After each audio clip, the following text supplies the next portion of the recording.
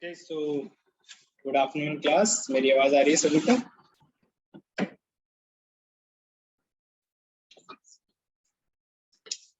बताइए, आवाज तो आ ही रही होगी आपको।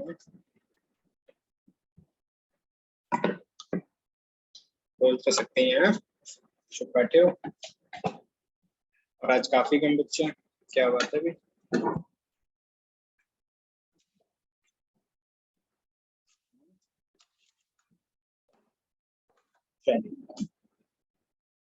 So shall we start now? भैया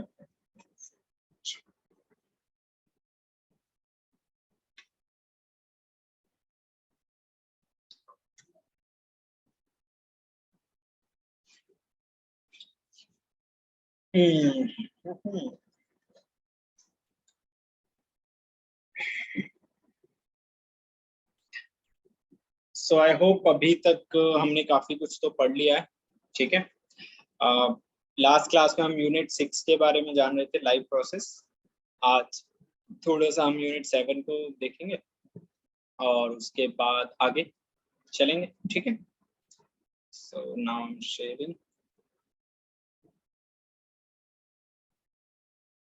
ओके दिस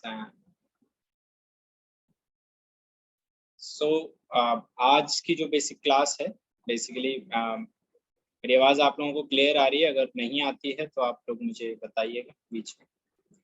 ठीक है, तो आज जो हम डिस्कस करेंगे वो कंट्रोल एंड कोऑर्डिनेशन के बारे में डिस्कस करेंगे।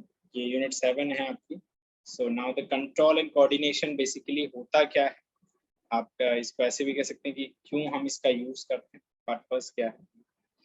और कंट्रोल का सीधा सीधा मतलब ये है कि भी हम जो भी कुछ कर रहे हैं ना, कोऑर्डिनेशन और कंट्रोल, ये दोनों ही एक बहुत इंपॉर्टेंट फैक्टर कह लो या पैरामीटर।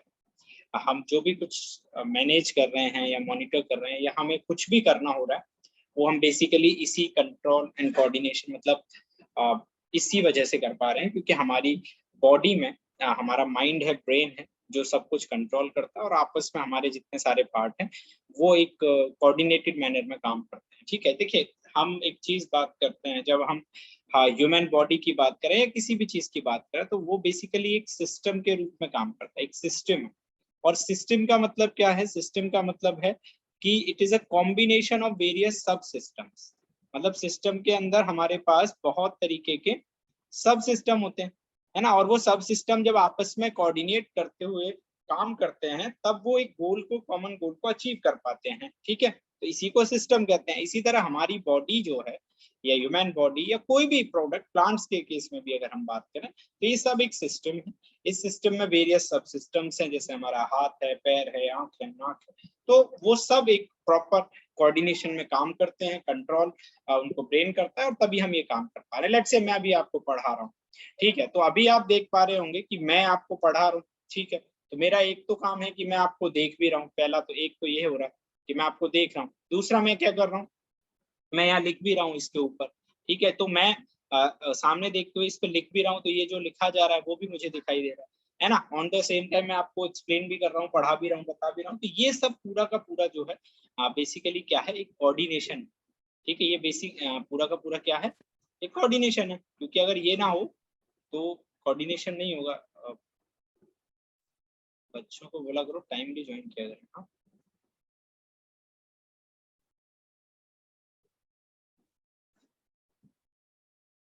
हाँ, ये जो भी बच्चे लेट आ रहे हैं, आप प्लीज थोड़ा टाइम से ज्वाइन किया करो। हाँ, ध्यान रखा करो आगे से।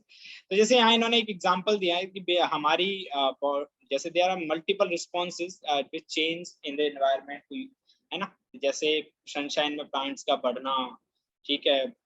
हम कुछ ये बच्चे जैसे झूला झूल रहे हैं, भैंस है ना, वो च्यू करती है, मतलब प्रॉपर डाइजेशन के लिए। ये सब एक कंट्रोल, एक कोऑर्डिनेटेड चीज है ना। हमें नहीं पता, बट अपने आप हो रहा होता है। तो वो एक तरीके से उसको आप क्या बोलोगे, कोऑर्डिनेशन में ही उसको बोलोगे, अपने आप हो रही है जो चीज। वो हम आगे रिफ्लेक्सेस के बारे में और भी पढ़ेंगे।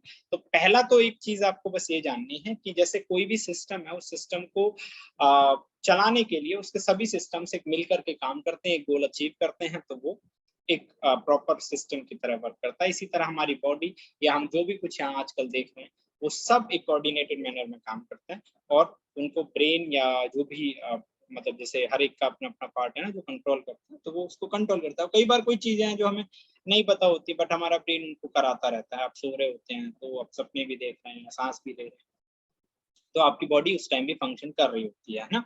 तो ऐसा नहीं है कि सोने के टाइम बंद हो जाते हैं फंक्शंस, तो वो सब भी कौन कंट्रोल कर रहा है, मैनेज कर रहा है, ये सारा का सारा कंट्रोल एंड कोऑर्डिनेशन में आता है। और ये कुछ स्पेशल टिश्यूज होते हैं हमारी बॉडी के अंदर, ये इन सब चीजों को कराते हैं, तो उन्हीं को हम देखेंगे कि वो टिश्यूज बेसिकली क्या क्या। ठीक है, तो नाउ नेक्स्ट करते हैं आगे। दिस इज योर, अब एनिमल्स के अगर हम नर्वस सिस्टम की बात करें कि बेसिकली एनिमल्स का जो, क्योंकि देखिए कोई भी हम जब बात करते हैं तो हमारी ये पूरी बॉडी है, इस पूरी बॉडी में आपने ये जरूर पढ़ा है सबने, है ना, इसलिए मैं बहुत डिटेल नहीं पढ़ा रहा क्योंकि आपने ये सब चीजें 10th में पढ़ी हुई हैं, आपको बस प्रिपरेशन के हिसाब से चाहिए।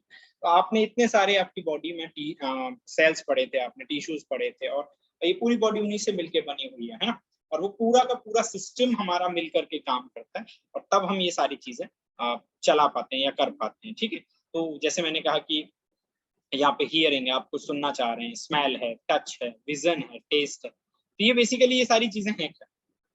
ठीक है, कि अब ये सेंसरी ऑर्गन्स है ना, ये 5 चीजें हैं, स्मेल करते हैं आप, ये करते हैं, वो करते हैं, तो ये क्या है ना, टच करके आप सेंस कर पा रहे हैं, सुन पा रहे हैं, टेस्ट कर पा रहे हैं, देख पा रहे हैं। ठीक है, तो इन सब के पीछे ये पूरा का पूरा एक कोऑर्डिनेशन में काम कर रहा है, और एक नर्व्स इसमें पूरा हम कह सकते हैं नर्व्स का और नर्वस सिस्टम का, जो हमारा नर्वस सिस्टम है, नर्व सिस्टम, उसका पूरा रोल है। बेसिकली मस्कुलर टिश्यूज हैं हमारे पास जो इस सबको मॉनिटर कर रहे हैं, जो इस सब चीज को चला पा रहे हैं। ठीक है, और इसमें देखिए ये आपको यहाँ दिखाई दे रहा है न्यूरॉन, सबसे मेन इंपॉर्टेंट रोल इसमें न्यूरॉन का होता है। न्यूरॉन हमारे पूरे एक कह सकते हैं जो भी नर्व सिस्टम है पूरा का पूरा, उसको न्यूरॉन से इंटरकनेक्ट रहता है। ठीक है, तो नर्वस टिश्यूज जो हैं या जो नर्व टिश्यूज हैं बेसिकली वो किसके बने होते हैं, वो सभी के सभी एक नेटवर्क है नर्व सिस्टम का या सेल का, उसको न्यूरॉन कहते हैं। जैसे इलेक्ट्रिकल बॉडी होती है, तार होते हैं हमारे, इलेक्ट्रिसिटी और एक जगह से दूसरी जगह ट्रांसफर होती है, इसी तरीके से ये सारे के सारे हमारे न्यूरॉन से पूरा वो कनेक्ट रहता है, और उसी के थ्रू ये एक पार्ट से दूसरे पार्ट तक पूरा सिग्नलिंग जाती है, सिग्नल्स जाते हैं, और वो उसके थ्रू काम करते हैं। ठीक है, सेंस रिसेप्टर्स होते हैं हमारे पास जो चीजों को सेंस करते हैं, सेंस ऑर्गन्स होते हैं। ठीक है, तो अब जैसे इन्होंने बताया कि गैस्ट्री रिसेप्टर्स हैं आपके पास जो टेस्ट को डिटेक्ट करते हैं, ऑल्फैक्टरी रिसेप्टर्स हैं जो स्मेल को डिटेक्ट करते हैं। ठीक है, इस तरीके से अलग अलग ये हैं हमारे पास डिटेक्टर। ठीक, जो इन सब चीजों को, जैसे आप सुनोगे तो साउंड को डिटेक्ट करेंगे, इसको डिटेक्ट करेंगे। अच्छा, एक ये न्यूरॉन का स्ट्रक्चर भी आपसे पूछते हैं कि न्यूरॉन में क्या ये डेंड्राइट होते हैं आगे वाले, कई बार आपको क्या होता है इस तरीके से वो ऐसे फिगर बना के दे देते हैं उनमें ये, और ये पूछते हैं कि ये पर्टिकुलर एक्स क्या है, वाई क्या है, तो आपको इनके नाम पता होने चाहिए कि ये बीच में न्यूक्लियस होगा, ये सेल बॉडी है, ये इस तरीके से। तो ये सारा का सारा जो है बेसिकली आपको पता होना चाहिए। आई गेस ये क्लियर है सभी को?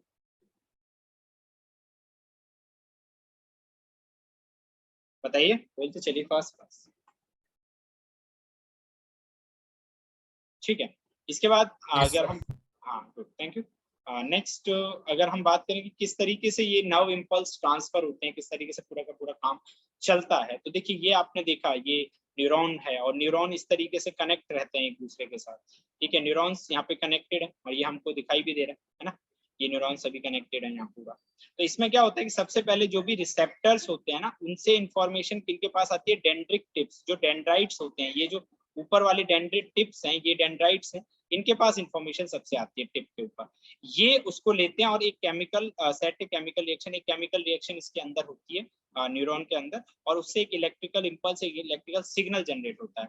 वो सेल बॉडी के पास जाता है, सेल बॉडी से वो एक्सन पे जाता है। एक्सन क्या करता है, एक्सन कुछ केमिकल या उससे रिलेटेड जो भी, जैसे कहते हैं ना, जब हम आगे पढ़ेंगे, जब हमारे कुछ ग्लैंड्स होते हैं तो वो हार्मोन्स रिलीज करते हैं, तो बेसिकली के वो उस तरीके के केमिकल्स को या उनको रिलीज करते हैं, और जब वो आपके हार्मोन्स रिलीज होंगे, ठीक है, तो उसके बाद ये पूरा का पूरा शुरू मतलब वर्क करेगा और उससे एनर्जी स्टोर हो जाएगी। ठीक है, तो ये हमारा पूरा इन्होंने दिखा रखा है कि किस तरीके से नर्व टिश्यूज हैं हमारे पास, और ये नर्व टिश्यूज किस तरीके से काम करते हैं। ठीक है, बेसिकली न्यूरॉन का ही फंक्शन है, तो न्यूरॉन के बारे में ही आपसे पेपर में क्वेश्चन पूछते हैं, ठीक है। तो आपको ये पता होना चाहिए कि मैसेज जो है वो रिसेप्टर से कौन रिसेप्ट लेता है, उसको डेंड्राइट लेता है।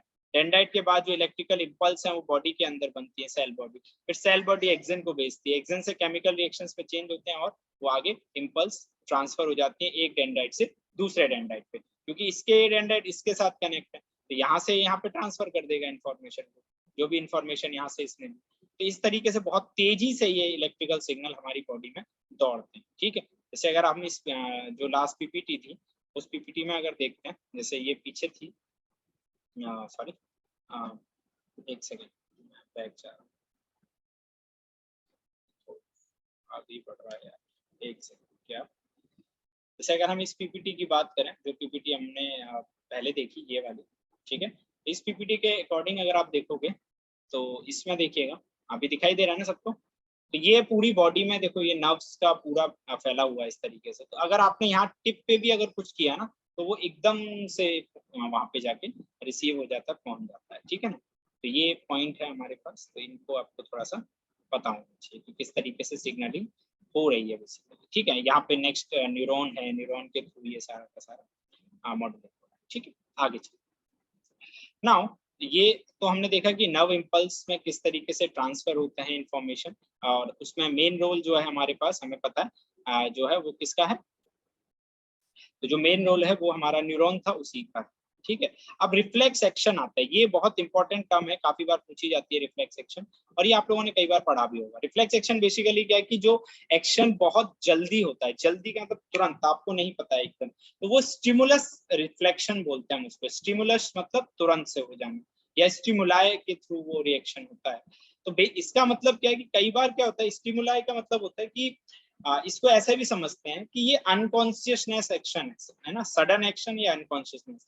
इसके लिए हमारे पास क्या होता है कि कई बार ब्रेन तक कंप्लीट इंफॉर्मेशन नहीं पहुंचती, और हम मतलब पहले ही, ब्रेन से पहले ही हमारे रिफ्लेक्सेस उसको रिएक्ट कर देते हैं। जैसे एक बहुत कॉमन वो सब एग्जांपल देते हैं कि आपने आग के ऊपर हाथ रखा है तो एकदम आपका हाथ हट जाएगा, तो वो आपके रिसेप्टर्स ही उस चीज को रिफ्लेक्ट करा देते हैं, स्टिमुलाई।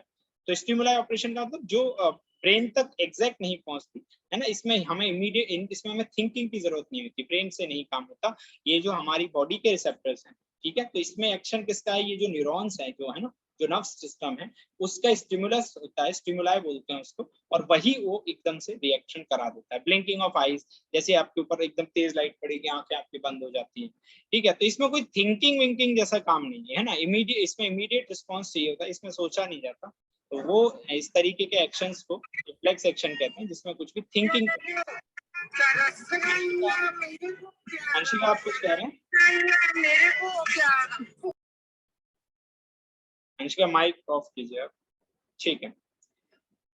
चलिए, तो ये चीज क्लियर हुई। तो रिफ्लेक्स एक्शन क्या होता है कि जो एकदम से हो जाए, एकदम से मतलब तुरंत एक्शन हो रहा है। तो कई बार मैंने कहा ना, जैसे होता है कि आपने आग के ऊपर हाथ रखा तो एकदम से हटा दिया, या कई बार आपने, तो जो ये सारे एक्शंस क्या है बेसिकली रिफ्लेक्स एक्शंस। क्या हुआ, एक कहाँ से, यहाँ से।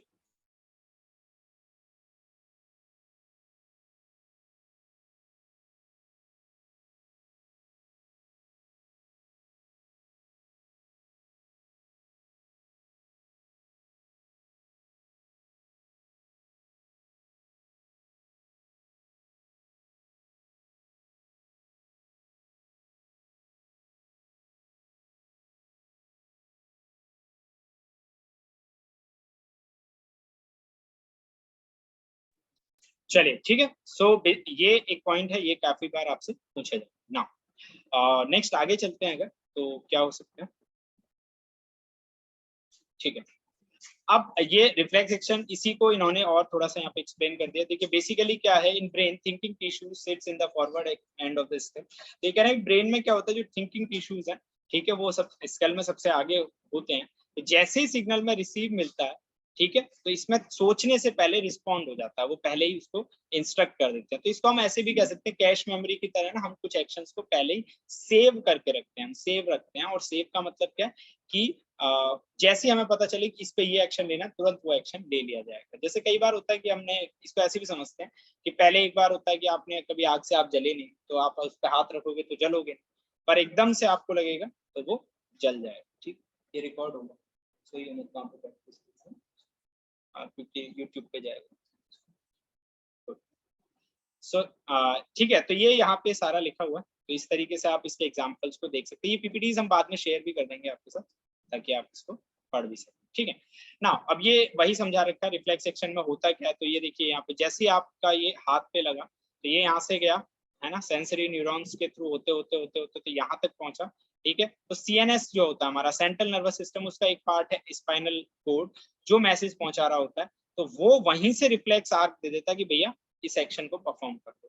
ठीक है, जैसे यहाँ पे रिसेप्टर सेंसरी न्यूरॉन ब्रेन तक गया, मोटर न्यूरॉन, और वहां से वो सीधे यहाँ पे आ गया। ठीक है, तो ये पूरा पाथ चलता है, रिसेप्टर्स होते हैं, रिसेप्टर के बाद सेंसरी न्यूरॉन्स के पास जाता है, फिर सेंट्रल नर्वस सिस्टम पे जाता है, मोटर न्यूरॉन्स आते हैं। ठीक है, और उसके बाद इफेक्टर्स आते हैं। तो ये पूरा का पूरा, तो nerves from all body parts meet the spinal cord. हाँ, ये भी है। ठीक है, हम अभी आगे डिटेल में जब पढ़ेंगे सीएनएस सेंट्रल नर्वस सिस्टम, तो इसके दो ही मेन पार्ट होते हैं, है ना। एक हम इसको इसमें स्पाइनल कोड की बात कर लेते हैं। ठीक है, central nervous system, spinal cord है हमारा, और ब्रेन। ठीक है, बट यही सबको हेड करता है, स्पाइनल कोड ही हेड करता है। ठीक है, और यही स्पाइनल कोड, जितने भी न्यूरॉन्स या नर्व सिस्टम है, वो सब इसी से आके अटैच होते हैं, स्पाइनल कोड से। ठीक है, आप लोगों ने अभी एक वेब सीरीज चल रही है, शायद देखी हो, स्ट्रेंजर थिंग। स्ट्रेंजर थिंग में आपने देखा होगा कि वो जो भी लास्ट अभी सीजन था, उसमें जो विलन है, मुझे अभी एकदम नाम भूल गया, तो वो बिल्कुल ऐसे बीचों बीच लटक जाते हैं, और वो इस तरीके से अपने को तो स्पाइनल कोड की तरह बिल्कुल सेंटर में वो रहता है, और साइड से वो सभी इंफॉर्मेशन को गैदर करता रहता है।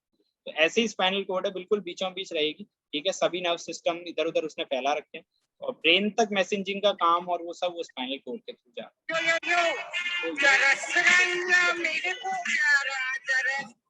अंशिका, आपका माइक बार बार ऑन हो रहा है, आप इसको चेक कर लो। ठीक है, तो ये सारा है, ये पूरा प्रोसेस है जो रिफ्लेक्स एक्शंस को परफॉर्म कराता है। ठीक, क्लियर, यहाँ तक क्लियर है? किसी को कोई डाउट अभी तक बताइए। एनीवन, पूछिए, बताओ बताओ।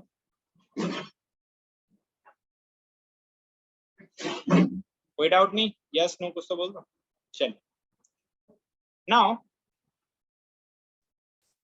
Next human brain. तो जैसे मैंने आपको कहा, nervous system, central nervous system, या बेसिकली सेंट्रल नर्वस सिस्टम के दो ही पार्ट है। ठीक है, तो उसमें एक तो ह्यूमन ब्रेन आता है और एक स्पाइनल कोड आता है। तो हम पहले ब्रेन के बारे में देख रहे हैं। तो जैसे यहाँ पे लिखा भी है that brain and spinal cord are the two main constituents of the central nervous system. ठीक है, तो यही सबसे, अब ब्रेन तो है ही है, आपको तो पता है। तो ब्रेन ये जो इतना बड़ा यहाँ पे दिखा रखा है, यही पूरा सब कुछ कंट्रोल करता है। असली जो कोऑर्डिनेशन तो बॉडी के बीच बिठाने का काम किसका, कंट्रोल इसी का है। अगर ये ही खराब हो जाए या ये ना हो, तो आप मान के चलिए कि कुछ नहीं रहा, बिल्कुल बिगड़ गया। तो एक तो सबसे पहले ना ब्रेन पे क्वेश्चंस, आपको ये पार्ट्स के नाम पता होने चाहिए। ठीक है, कि भाई ये कोलेजम है, ये कॉर्पस कैलोजम, थैलेमस है ना, सेरेब्रम है, कैनियम है, ये बलून फ्लूइड है, सेरिबेलम है, अभी इनके हम यूज भी पढ़ेंगे, मेडुला है, स्पाइनल कोड है, पिट्यूटरी ग्लैंड्स का क्या यूज होता है अभी आगे आएगा, पोन्स हैं, ये सारी चीजें हैं। तो ये तो एक तो पार्ट्स के नाम याद करने सभी के। ठीक है, इसमें जनरली क्वेश्चन कई बार आ भी जाता है कि भाई ये कौन सा पार्ट है, ये कौन सा पार्ट है, तो ये पता होना चाहिए। तो देखिए, तो अब इसमें क्या होता है कि सबसे पहले brain is protected in a fluid filled balloon shock absorber. ठीक है, देखिए सबसे पहले तो ये हमारा कंकाल है, स्कल है जो आपको दिखाई दे रहा। ठीक है, इसके नीचे क्या है, इसके नीचे जो है वो हमारा एक मतलब गुब्बारे जैसा फ्लूइड है, बेसिकली वो शॉक एब्जॉर्बर की तरह लगा होता है। तो है ना, बॉनी बॉक्स बोलते हैं इनसाइड द बॉनी बॉक्स, या क्रेनियम बोलते हैं, मतलब हमारा ये जो कंकाल है ये कंकाल बोनी बॉक्स क्रेनियम के, ये क्रेनियम कंकाल है, ऊपर का स्कल जिसको आप कह रहे हो, और उसके अंदर वो बलून रहता है, ठीक है, और उसमें फ्लूइड रहता है। तो वो जो अगर आपकी यहाँ पे कोई बहुत ज्यादा शॉक होगा तो दिक्कत करेगा, बट हल्के फुल्के शॉक को वो इजिली टैकल कर पाता है, झेल पाता है, ठीक है। और स्पाइनल कोड भी हमारी लगी होती है, स्पाइनल कोड ये यहाँ पीछे से कनेक्ट होती है, ठीक है, बैकबोन, और वो प्रोटेक्ट होती है किसके द्वारा, वर्टिब्रल कॉलम्स होते हैं हमारे, उनसे हम उसको प्रोटेक्ट कराते हैं। ये जो यहाँ पे दिख रहे हैं इस तरीके के कॉलम्स है, ठीक है, ये भी प्रोटेक्ट करते हैं हमारी स्पाइनल कोड को, ताकि वो टूटे ना, थोड़ा हार्ड, ठीक है। तो जो रीढ़ की हड्डी में हार्ड है वो कॉलम होता है, स्पाइनल कोड उसके नीचे बीच में रहता है, ठीक। Now the brain is the main coordinating centre, ये तो मैंने पहले ही बताया, ब्रेन कोऑर्डिनेटिंग सेंटर है बॉडी का, सब कुछ उसी से कहें, complex processes, thinking, neural connection, ये सब। और स्पाइनल कोड का काम सिर्फ इतना सा ही है कि स्पाइनल कोड क्या करती है, मैसेज पहुंचाती है, सप्लाई द इंफॉर्मेशन, ठीक है। स्पाइनल कोड क्या कर रही है, ठीक है, नर्व सिस्टम से जो भी मैसेज है वो आ रहे हैं वो सब ब्रेन तक पहुंचा रहे हैं, ठीक है। तो दो ही मेन पार्ट है, स्पाइनल कोड और ब्रेन, जो हम कंट्रोल कोऑर्डिनेशन में डिस्कस करें, ठीक है। तो ये आई गेस क्लियर है यहाँ पर ह्यूमन ब्रेन। नाउ यस, अब अगर हम बात करें बेसिकली ब्रेन के केस में, तो ये ह्यूमन ब्रेन है, और ये तो आपने देख ही लिया। तो बेसिकली ब्रेन के तीन हिस्से पढ़ाए जाते हैं, एक फोर ब्रेन पढ़ते हैं,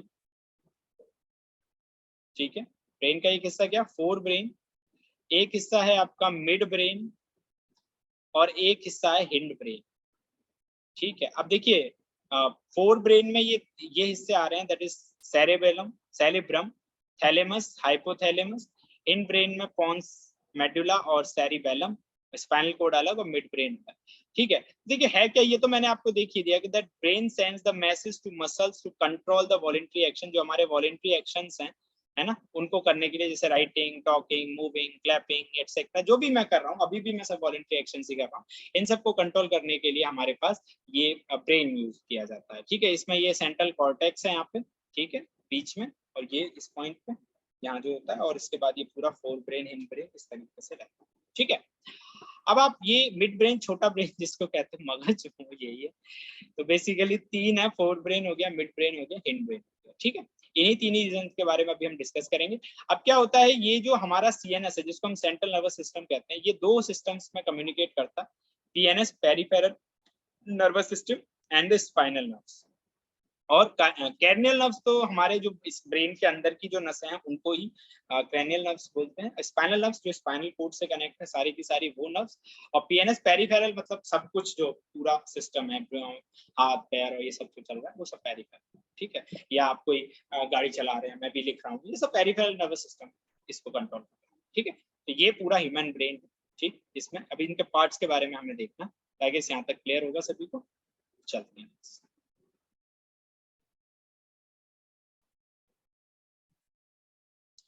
ऐसा तो नहीं बहुत तेज बता रहा हूँ, है ना, अगर ऐसा हो तो भी आप बता दें, तेज बता रहा हूँ कुछ। अच्छा, तो अगर आपको लग रहा है ना बच्चों तो बता दो। चलो,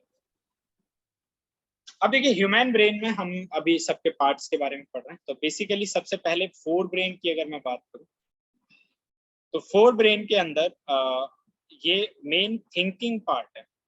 कौन सा पार्ट है, थिंकिंग, यानी कि ब्रेन के अंदर जो थिंकिंग हो रहा है वो किसकी वजह से हो रहा है, फोर ब्रेन की वजह से, ठीक है। और फोर ब्रेन में भी अगर मैं बहुत ऑल क्लियरली बोल दूं, तो जो सेरिब्रम है, ठीक है, ये थोड़ा सा हमारे को उस चीज में हेल्प करता है, लॉजिकल थिंकिंग। अब कैसी थिंकिंग, ये तो सेंसरी रीजन, जितने भी सेंसरी ऑर्गन्स हैं उनको हेलो। कंट्रोल करना या उनके थ्रू मैसेजिंग करना, सेंसरी इम्पल्स को, वो फोर ब्रेन करता है। जैसे हियरिंग हो गया, स्मेल हो गया, साइट हो गया, ठीक है, टेस्ट हो गया, ठीक है। तो ये सब हमारा जो है ये कर रहा है। इसके बाद एसोसिएशन एरिया, एसोसिएशन का मतलब और कहाँ कहाँ कर सकता है, ठीक है। तो दे इंटरप्रेट द सेंसेशन बाय, ये तो है ही है। इसका एक मतलब ये भी है कि जो मोटर एरियाज है, मोटर एरियाज का मतलब जो चलने वाली एक्शन है, जैसे मैं चल रहा हूँ, दौड़ रहा हूँ, बैठना है, लिख रहा हूँ, तो ये मोटर है। मोटर का मतलब मोशन, इनमें हो रहा है, एक्शन हो रहा है। एक्शन एरियाज जो है उनको बेसिकली कौन मॉनिटर करता है या उनको कंट्रोल करता है, तो वो भी हमारा फोर ब्रेन कंट्रोल। ठीक है। और इसमें जो सबसे मेन पार्ट है फोर ब्रेन के अंदर वो सेरेब्रम ही है, सेरेब्रम ही उसमें ज्यादा एक्शन लेता है। बाकी हाइपोथैलेमस और पिट्यूटरी ग्लैंड, क्या पिट्यूटरी ग्लैंड तो एक है आपका वो बेसिकली हार्मोन्स रिलीज करता है पिट्यूटरी ग्लैंड, क्योंकि कई बार जो हमें कुछ एक्शंस कराने के लिए या कुछ एक्शन से हमारे हार्मोन्स जो रिलीज होते हैं वो पिट्यूटरी ग्लैंड से रिलीज होते हैं। और हाइपोथैलेमस भी मतलब पिट्यूटरी की हेल्प करता है to that release these hormones और इस तरीके से। तो ये दोनों आपस में ही काम कर रहे हैं, but in overall thinking process जो है वो सेरिब्रम से कंट्रोल, ठीक है। इसके बाद ये नीचे में जा, ठीक है। Now the centre of the hunger, बिल्कुल ये भी आप कह सकते हो। तो क्या है कि जब हमें भूख लग रही है या कुछ चीजें हम, तो वो सेंसेशंस भी यही देता है कि खाना पूरा हो गया, अब भूख लग रही है, अब पेट भर लो, डकार इत्यादि वो सब जो आप देखते हैं, तो वो सारा का सारा फोर ब्रेन से कंट्रोल होता है, ठीक है। अब इसमें एक चीज और आती है कई बार कि जो बेसिक हम, ये तो है ही है, एक सेकंड,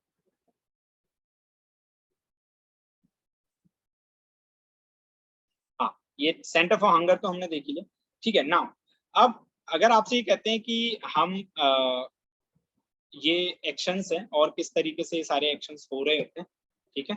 एक सेकंड, ज्यादा आगे चला गया।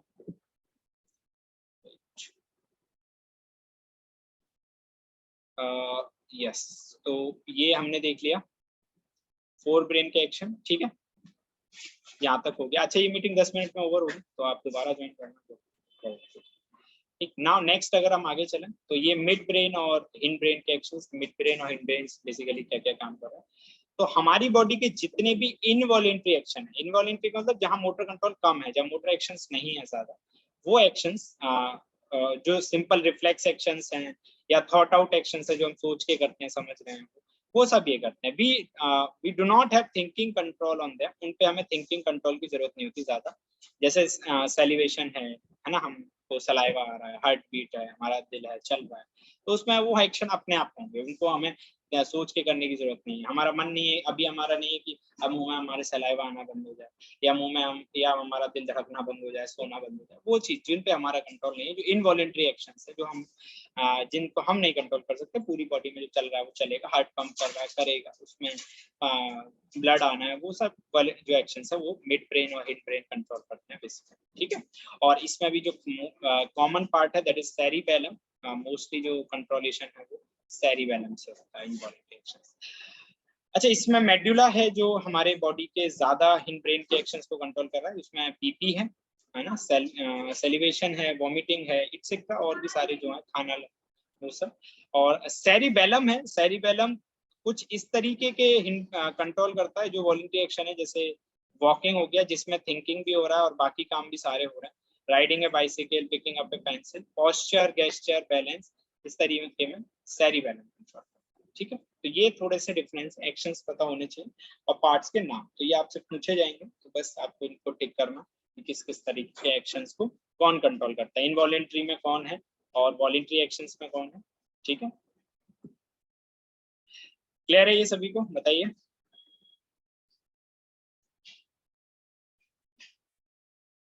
Yes sir. ओके, आगे चलें आप। नाउ नेक्स्ट जो दिया है हमें बेसिकली, एक सेकंड,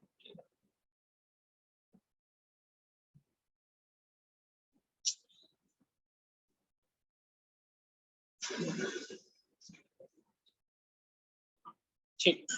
अब how do nerve tissues cause action, ये नर्व टिश्यूज कैसे एक्शन करते हैं, कैसे काम करते हैं, वो सारा देखें। तो ये वही चीज समझा रखी है, जैसे मानो ये बंदा है यहाँ पे दौड़ रहा है, भाग रहा है, ठीक है, तो भागते टाइम में क्या हो रहा है, तो जैसे हमारे पास कोई भी जो नर्व इम्पल्स है वो मसल तक जाती है, ठीक है, तो आप बॉडी में एक्शन कर रहे हो इस तरीके से, और आपकी पैर की ये मोशन भी हो रही है, ये मोशन भी हो रही है, ठीक है। तो क्या हो रहा है, मसल जो फाइबर्स हैं वो कॉन्ट्रैक्ट, कंप्रेस, इस तरीके से अलग अलग शेप लेना शुरू करते हैं, चेंज होना शुरू करते हैं, ठीक है। और इस उसकी वजह से क्या होता है, कुछ स्पेशल प्रोटीन्स होते हैं मसल सेल्स में, वो रिलीज होने शुरू होते हैं। जब उनमें चेंज आता है तो इससे इलेक्ट्रिकल इम्पल्सेस बनते हैं, और वो इलेक्ट्रिकल इम्पल्सेस ही आगे ट्रांसफर होते हैं, उसी से हमें इमेजिंग मैसेजिंग मिलती है, ठीक है। तो वॉलेंट्री मसल्स में जैसे इन्होंने बता दिया, स्केलेटन का मूवमेंट है, इनवॉलेंट्री हमें पता है वो नहीं होता हमारे कंट्रोल में, ठीक है, उसको ब्रेन ही कंट्रोल करेगा, दिल धड़कना और ये सब, तो वो सारे एक्शंस, ठीक है।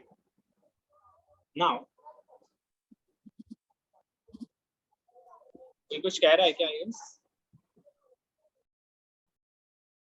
अच्छा, ये मीटिंग अगर अभी ओवर होती है तो आप लोग दोबारा एक बार ज्वाइन कर लेना सबको, ठीक है। चलिए, इसी तरीके से एक इनवॉलेंट्री एक्शंस में प्लांट्स का भी बता रखा है, ठीक है। प्लांट्स में कोई नर्व सिस्टम नहीं होता, कोई मसल्स नहीं होती, but they respond to stimuli, stimuli के थ्रू वो रिस्पॉन्ड करते हैं, ठीक है। तो दो मोमेंट इन्होंने बताया कि एक तो डिपेंडेंट ऑन ग्रोथ और इंडिपेंडेंट ऑन ग्रोथ, दो हैं, ठीक है। जैसे यहाँ पे सीड जर्मिनेशन का इन्होंने बताया कि जब सीड जर्मिनेट होता है, जड़ें नीचे जाती हैं, स्टेम ऊपर आता है, तना अपने आप होता है, ठीक है। अब जैसे इसमें छुई मुई वाला है, छुई मुई सबसे फास्ट रिस्पॉन्ड करता है, स्टिमुलाई उसकी बहुत सेंसिटिव है, और वो ग्रोथ के ऊपर इंडिपेंडेंट नहीं है, ना। कितना भी बड़ा हो जाए, अगर आप उस पर टच करोगे तो वो सिकुड़ेगा ही सिकुड़ेगा। तो उनमें नर्व सिस्टम एंड मसल्स तो नहीं है, but they are respond to stimuli, वो भी रिस्पॉन्ड करते हैं स्टिमुलस एक्शंस के ऊपर, ठीक है। अब इसमें दो तीन चीजें आपको ये पूछ सकते हैं, एक तो प्लांट्स में नर्व सिस्टम होता है या नहीं होता है, ठीक है। तो इस पे एक क्वेश्चन बन जाता है, नो यस, इस तरीके से, और इस तरीके से पूरा ये क्वेश्चन बनेंगे। सीड जर्मिनेशन में क्या हो रहा है, तो ये पूरा प्रोसेस आपको बताऊं, ठीक है। आई गेस क्लियर है अभी आपको?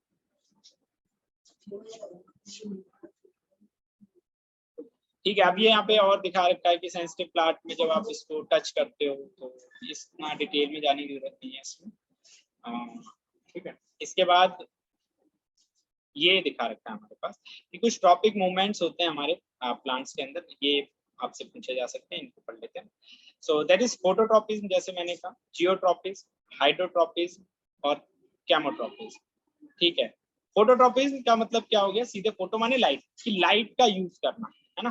तो लाइट का जो मूवमेंट है, लाइट सनलाइट का यूज करके वो खाना बनाते हैं और ये सारा वो। जियोट्रॉपिज्म में सॉइल आ गई, मिट्टी का यूज करना, ठीक है, सॉइल का यूज करना। हाइड्रो यानी कि पानी का यूज करना, वाटर, वाटर ट्रॉपिज्म। और कीमो माने केमिकल्स हो गए या आगे अलग जो प्रोसेस है, जो अपने प्रोसेस है उनके, तो उसमें सीड जर्मिनेशन और ये, तो वो उसके लिए केमिकल्स और ये सारे, तो ये सब अलग अलग टॉपिक मूवमेंट्स है। ये सारे कोऑर्डिनेशन होते हैं प्लांट्स में, अपने आप होते हैं। प्लांट्स को धूप में रखो, वो अपने आप धूप लेते हैं, लाइट लेते हैं, उससे वो खाना बनाते हैं, अपने आप उसका यूज करते हैं। मिट्टी से वो मिनरल्स लेते हैं, रूट्स अपने आप उसको पहुंचाती हैं, पानी को अपने आप लेती है, आपको बस डालना होता है ना। आप ये नहीं कि बाल्टी आप दोगे, दूध तो ले लेंगे, पर पानी डाल दो, फिर वो अपने आप अपना टॉपिक मूवमेंट शुरू कर सकते हैं। तो कोऑर्डिनेशन प्लांट्स के अंदर भी इसी तरीके से होता है कि कोई भी एक्शन है वो अपने आप ऑटोमेटिकली करते हैं, ठीक है। तो ये जस्ट पता होना चाहिए, ज्यादा बड़े इस पर कोई क्वेश्चन नहीं पूछे जाए। नाउ नेक्स्ट अगर आगे चलते हैं तो या नेक्स्ट इज, तो ये वही जो मैंने अभी टॉपिक मूवमेंट बताया उन्हीं को एक्सप्लेन किया हुआ है, दैट फोटोट्रॉपिज्म, इसमें response to the light, light पे रिस्पांस करते हैं, ठीक है। शूट्स जो होती हैं, यानी कि जो तना है वो ऊपर की तरफ बढ़ता है, लाइट की तरफ पॉजिटिविटी, और रूट्स हमेशा नीचे की तरफ। फोटोट्रॉपिज्म, ठीक है, वही दिखा रखा है पूरा, फोटोसिंथेसिस और वो सारे प्रोसेसेस आप इसमें लिख सकते हैं, इसमें ज्यादा एक्सप्लेन करने की जरूरत नहीं, ठीक है। जियोट्रॉपिज्म, जो मैंने मिट्टी वाली बात बोली आपको, तो इसमें क्या होता है कि मिट्टी है, ठीक है, मिट्टी में ग्रेविटी के रिस्पांस की वजह से जो नीचे की तरफ रूट जाती है, जड़ें नीचे जाती हैं, और हमेशा जो उसका तना है वो ऊपर की तरफ जाता है, ये यहाँ पे इस तरीके से, ठीक है। तो ये आपको पता होना चाहिए। नाउ नेक्स्ट ट्रॉपिक मूवमेंट्स में, अगर जैसे हाइड्रोट्रॉपिज्म और कीमोट्रॉपिज्म, तो हाइड्रोट्रॉपिज्म तो पानी के लिए है, और ये केमिकल्स के लिए, ठीक है। तो ये इन्होंने दिखा रखा है कि कई बार हम इंसेक्टिसाइड्स और इनका यूज करते हैं ताकि वो अच्छे से ग्रो कर सकें, और तो ये सब कीमोट्रॉपिज्म ही है ये सारा, ठीक है। हाँ, प्लांट्स ग्रोथ को अच्छा करने के लिए हम केमिकल्स का जो यूज कर रहे हैं वो भी इसमें केमिट्रोपिज्म, बट इसमें जनरल बस नाम इनके पता होने चाहिए, हाइड्रोट्रॉपिज्म, केमिट्रोपिज्म होता क्या है, कितना बहुत ज्यादा डिटेल में जाने की जरूरत नहीं, ठीक है। तो ये जैसे इन्होंने कंट्रोल मूवमेंट, कभी कभी स्लो होती है, कहीं कहीं फास्ट होती है, ये भी जैसे छुई मुई में बहुत फास्ट है, आपने छुआ एकदम से उड़ जाए। ऐसी सन की है, सन की धीरे धीरे धीरे धीरे मूव करती है, जो सनफ्लावर होता है सन के हिसाब से, तो वो स्मॉल, मतलब उसका रिस्पॉन्स धीरे धीरे होता है, बट डे और नाइट के हिसाब से, तो ये डिपेंड, ठीक है। क्लियर है, बताइए जल्दी से। ये मीटिंग अभी ओवर होगी तो आप लोग दोबारा ज्वाइन हो जाएगा सब लोग। आई गेस आपने चैट में कुछ लिखा, मैंने देखा नहीं।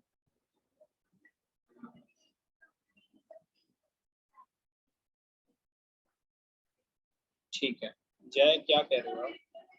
ना कोऑर्डिनेशन इन प्लांट्स, तो ये भी दिखा रखा है, प्लांट्स में भी कोऑर्डिनेशन होता ही है। ठीक है, एनिमल बॉडीज में कंट्रोल कोऑर्डिनेशन होता है। ठीक है, आर्म्स हैं, फिंगर्स हैं, ये कंट्रोल कोऑर्डिनेशन में काम करती है। ऐसा थोड़ी बढ़ती रहती हैं। ठीक है, कुछ चीजें बढ़ती हैं, कहीं तक बढ़ती हैं, कहीं तक नहीं बढ़ती। तो ये सब हमारे नर्व टिश्यूज के बेसिस पे होता है। ठीक है, नाउ अगर मैं बात करूं तो ये चीजें तो रहने देते हैं, इनको इतना नहीं पूछेंगे। प्लांट हार्मोन्स के बारे में है, जैसे गिबरेलिंस है, साइटोकिन है, एप्सिन साइट्स है, ये इतना आपको 10th में नहीं है, इसको आप नहीं पढ़ो, रहने देते हैं। हाँ ना, अब हम अगर हार्मोन्स की बात करें, जैसे हमने कहा कि हमारे ब्रेन या सेंट्रल नर्वस सिस्टम